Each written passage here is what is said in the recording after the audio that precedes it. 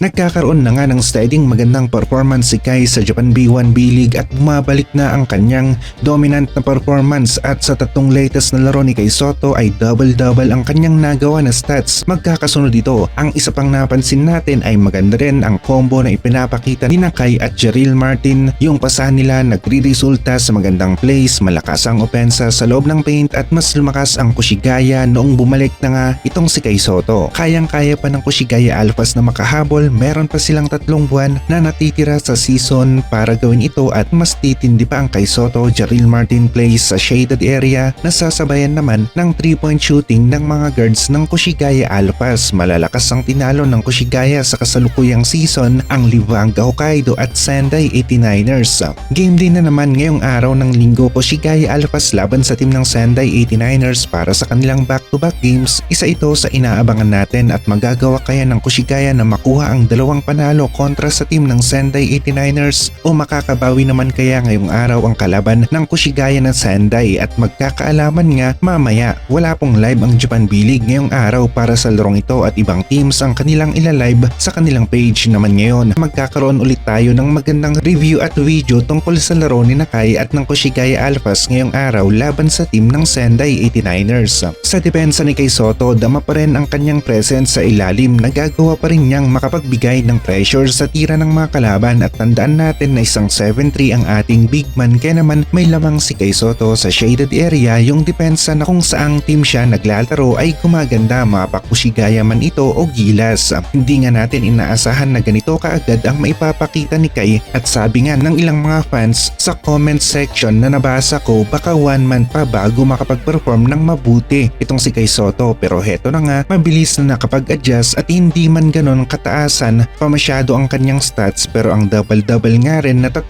sunod ay mahirap gawin sa liga na maraming import, mabibilis, malalaki at athletic nga rin. Tapos player pa ng kanilang bansa sa FIBA ang karamihan kaya naman napabilib tayo ni Kai sa laro na kanyang nagagawa ngayon sa Japan B1 B-League at aaminin ko rin hindi rin talaga ako nag-expect masyado sa magandang performance pero ganun talaga magaling ang ating big man at nag-click nga rin kaagad ang combo nila ni Jarrell Martin kaya naman swabe ang laro ng Kushigaya. Meron silang maaasahan na 2 bigs sa ilalim Kai Sotto at Jarrell Martin tapos may tira rin ng Kushigaya Alpha sa 3 kaya naman nagawa nilang manalo laban sa 2 malalakas na teams sa kasalukuyang season ng magkasunod. Kung hindi magbabago ang laro ng Kushigaya ngayong araw may depensa sila sa ilalim at labas maging sa opensa ay balanse nga rin ay mahihirapan na naman ang team ng Sendai ngayong araw. Napansin rin natin nahirapan rin si Kai sa depensa ng mga bigs ng Sendai. Madalas ay nakadikit sa kanya ang mga defender, kinakapitan at namimigay ng contact na hindi gaanong tinatawagan ng referee. Kaya Kai Sotto naman napapareact talaga pero hindi naman nawawala yung focus sa laro niya. Kaya naman nakakapagbigay pa rin si Kai ng double-double na performance laban sa team ng Sendai 89ers. Panigurado na tinitignan na nga rin ni Coach Tim Cone ang laro ni Kai Sotto sa Japan B1 B-League at nasabi na niya noon pa man na gusto niya talagang makabalik kaagad si Kai sa gilas at kalmadong naghintay si Coach Tim Cone. Lumaban ito sa FIBA na pilay ang kanyang lineup at sinubukan niya na gamitin kung ano ang meron siya. Lumaban ang gilas natin, ibinigay nila ang kanilang makakaya noong wala si Kai. Maganda ang pagkakaroon ng gilas ng isang Kai Sotto ngayong second window ng FIBA World Cup Asian Qualifiers dahil talaga namang malakas ang kalaban. Tayo ang dihado laban sa team ng New Zealand at Australia. Yung pagkakadagdag nga lang ni Kai Sotto sa gilas ay nagbibigay ng mas magandang chance na manalo para sa ating national basketball team at expected pa rin na sa mga odds at prediction New Zealand at Australia ang mananalo kontra sa gilas pero yung upset nga na tinatawag natin ay posibleng magawa ng gilas kung merong isang Kai sa ating team.